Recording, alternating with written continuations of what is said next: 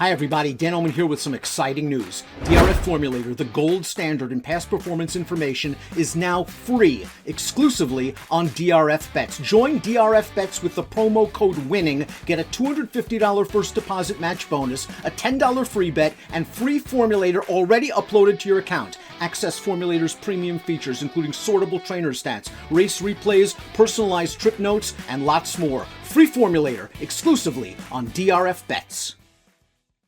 Hi everybody, Dan Illman, Mike Beer, the DRF race of the day for Thursday, March the 10th. Race number 7 at Gulfstream Park. We're going 5/8 of a mile on the turf. It's a nice optional claiming race for fillies and mares. Let's take a look at this big overflow field. 12 in the body of the race, 2 also eligibles. You can download past performances for all of them on the Race of the Day event page at DRF.com. You get free Formulator PPs, access them, and handicap along with us. When it's time for you to make your final determinations, you can play this race and the entire card at Gulfstream Park on Thursday with your DRF Bets account. It's kind of an interesting race, Mike, because you got several horses coming off long layoffs, and you got to figure out who's going to be ready. Yeah, it does add some elements of surprise into the mix, I guess, Dan. It feels like, especially for the 4 and the 5, 2 horses, Honey Pants is the 4, Genie B is the 5. I just sort of felt like they could wind up being the 2 favorites in this race, Dan, and they're both off of layoffs in here. Let's take a look at the Timeform US Pace Projector. A horse that returned last time off a lengthy layoff and did so successfully is the 7 Phantom Vision. And Phantom Vision has early speed. He's not a speedball that needs the lead, but I think he can make the front in this spot. Yeah, I think he can too, or she can too. She's pretty fast when she needs to be. Really nice return from the layoff last time too. Then that was a pretty long break that she was on, and I know she came back on a different surface, but she ran really well. One of the horses returning off a layoff is the number 1, Violenza, who ran well off the layoff in her seasonal debut around this time last year. She was only beaten a half length in a similar spot at a very big price. She ended up being a stakes winner last year at Colonial Downs, going 5.5 furlongs, probably overmatched to Kentucky Downs 2 starts back, and then caught soft turf at Keeneland. So maybe she had some excuses for her last 2 races, and she does run well fresh. Yeah, I feel like she was probably just in way too tough in her final 2 starts as a 4-year-old last year. Prior to that, her form was solid. It feels kind of like she had attained a level, Dan. I'm not sure how much better this horse is going to get, but she has a lot of tactical speed, and I feel like that could really play to her advantage in a race like this. The horse that might be racing herself back into shape is the number 2, Futsia, who made her first start off a lengthy layoff back on December 5th. She ran well. That Miss Oramet's a stakes class turf sprinter, and Futsia just basically chased her around there with a game second. Last time out, they ran her on the synthetic. I don't think she liked it. Yeah, I could give her a pass for that race as well. Most recently, she's another horse. She's got plenty of races in her past, I think, that would give her a chance in here. She also has speed, Dad. We were talking about the pace of this race, and you know what? Maybe she won't be able to make the leader. Maybe Phantom Vision's a little bit faster than her, but this horse is going to be forward. Very interesting spot for the 3, Whimsical Muse. First start off the Kelly Breen claim. Let's watch the last race. This is back in December. This is a 2-turn mile at Gulfstream Park, and Whimsical Muse, as you see, takes over the lead as the heavy favorite, goes on to win with a respectable buyer speed figure. Now, this horse has done well sprinting on turf in her career. It is a significant cutback in distance, but this is a sharp trainer deciding, listen, I got a sharp horse going middle distances. I want him sprinting.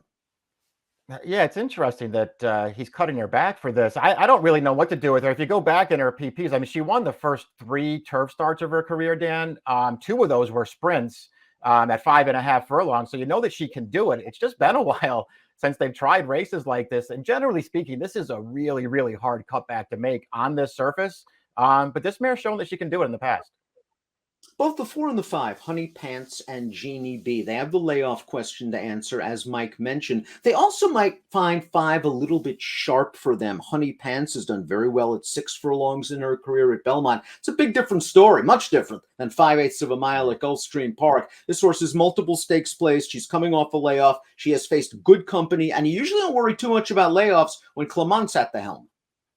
Agree with all that stuff, Dan. I mean, I'd be a little bit worried about the 5 furlongs, maybe just being a little sharp for her. But at the end of the day, she's a turf sprinter, man. She started out her career sprinting. They tried to stretch her out in a couple of stakes races. It didn't really work out. As soon as they cut her back last summer, she came through with a really nice win over Allowance Company. It's been 3 stakes races since then. She didn't necessarily run that poorly in any of them. I think she's a major player in here, even with the shorter distance, maybe working against her. Lasix back on for Honey Pants as she drops out of the stakes category. And you'll see with our DRF formulator fact, Clement does very well with older turf runners, getting Lasix 40% winners in a 363 ROI. Jeannie B is the number 5. I thought Jeannie B's race on the turf 2 starts back at Woodbine. I know it was rather slow pace, but she broke on top in that race, and I think she could have made the lead. And Antonio Gallardo gave her a good ride, but he decided just to take her back a little bit off of the pace. This horse tried hard, was only beaten a nose. Last time out of Kentucky Downs, quirky configuration, 6.5 furlongs that day. I'm willing to give her a pass for that one. Me too. I mean, you have to be encouraged by her races 2 and 3 back, the 2 6 furlongs races where she did run well, Dan. The one little concern that I had with her is that you mentioned the Royal North. That was a pretty slow pace that she was keeping up with. Even slower at the race that she won at Belmont back on May 28th. Boy, were they walking on the lead in there, and she managed to hold on after making the front with no trouble. That concerns me about her. I do think she has talent, though. The 5 furlong win did come in England. Sometimes those races play a little bit longer. And it is interesting to note she's also won around a 2-turn sprint at Woodbine, going 7.5 in 2020. Richie's Great Girl is next. This is a very consistent horse. 13 of 17 on the board in her career, 7 lifetime wins. Good effort last time out in a synthetic race. Now, she's the beaten favorite here, Mike. Let's take a look at this $25,000 starter allowance for Richie's Great Girl. He's here on the outside, and you see she's just struggling here as the favorite. She is eventually going to get up for second. I think she might be slightly better on the turf, but her consistency is her best asset. Yeah, and that's maybe one of the reasons to be a little concerned with her here, because she just didn't run well in this race at a very, very short price. We'll see. Obviously, she has races. They're going to make her a pretty strong contender in here. I don't know. I felt like maybe this race was going to wind up being a little bit too. I think this is a really good field, and I thought maybe she was a little cheaper. Phantom Vision is the number 7. We talked about her being one of the pace setters in this race. And let's watch her most recent start. This is back in January, but it's her first start since May on the synthetic surface, going 5/8. And it looks like she's in a little bit of trouble. This horse on the outside has a lot of momentum. Once Phantom Vision changed leads right there, though, she is very game to win. She beat 3 next out winners, and this runner-up would come back to earn an 89 buyer on the synth. I like this performance from her. I thought she was very game to dig in and turn that horse away through the stretch, especially when the layoff is factored in. And I just liked her as a turf sprinter last year, Dan. Broke her maiden at the end of December of 2020 over course and distance. That was a really impressive maiden win. The only time they sprinted her on the turf after that was in a really, really tough spot at Keeneland, and she ran a good 4th that day. Cassie has Genio, also has the 8 Dirty Dangle coming off an October layoff. This horse ran an off-the-turf race on the synthetic footing at Woodbine last time out. Sort of an even performance. This horse has shown flashes. It's just been a problem getting her to the races. Yeah, that's been a real problem. I remember being really impressed with her after her first 2 career starts, especially the turf win in her second start. I was really impressed with that performance. It was a trainer change after that. She hasn't necessarily taken any steps forward in any of her starts since then. But as you mentioned, she's had real trouble making it to the races. The number 9 Tipple doesn't win very often, but the last win did come second off a layoff line. She's going to try to repeat that pattern here. The issue with a horse like Tipple in a short sprint race at Gulfstream Park on the turf is that she has no early speed, and she basically needs a barbecue up front and a little bit of luck. Exactly. It all depends on what kind of trip and pace she can catch in front of her in here. I do happen to think, and this is a horse I've seen a lot of in New York, I think she's a really underrated turf sprinter, though.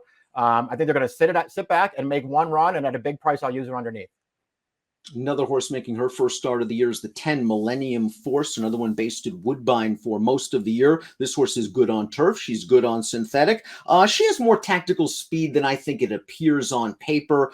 It'll be interesting to see how cranked up she'll be first time out. I wonder if you save some for Woodbine, and this is what's known as the Snowbird trainers. I wonder about that.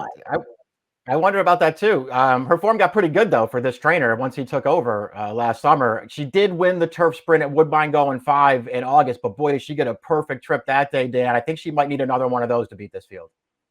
The 11 Rhina goal, Luis Saez gets the mount. He was aboard for the victory 2 starts back in an off-turf DePita race. Let's watch her last start. They ran her in the ladies' turf sprint against the aforementioned Miss Oramet. We see her down inside here. She's kind of in behind horses. And again, going 5/8, you can't even afford to wait for a second. She'll finish okay along the inside to be third. The 5th place horse would come back to be stakes placed at Tampa Bay with a 78. I think she ran okay in this race.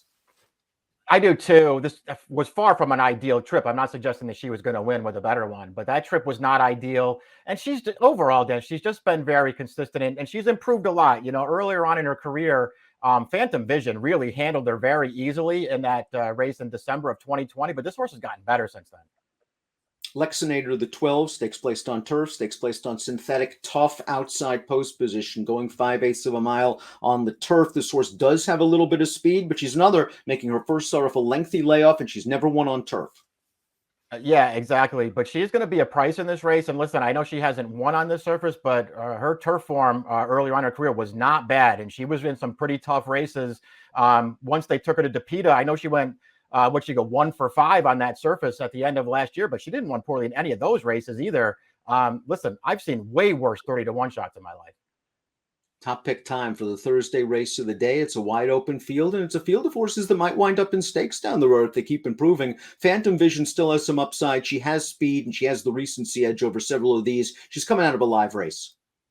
I like that she has the race on the way back already. I really liked her as a 3-year-old last year too, Dan. I think she has some talent, and she might just be in the right spot here. I want to use her as well. I think Jeannie B is a horse that classes up very well with these kind of horses. It's all whether Mr. Cassie has her ready to go off of the layoff to be run a sharp 5/8 of a mile. 7-9-4-5 for Mike, 5-7-11-4 for me. It's your Thursday DRF race of the day. Best of luck.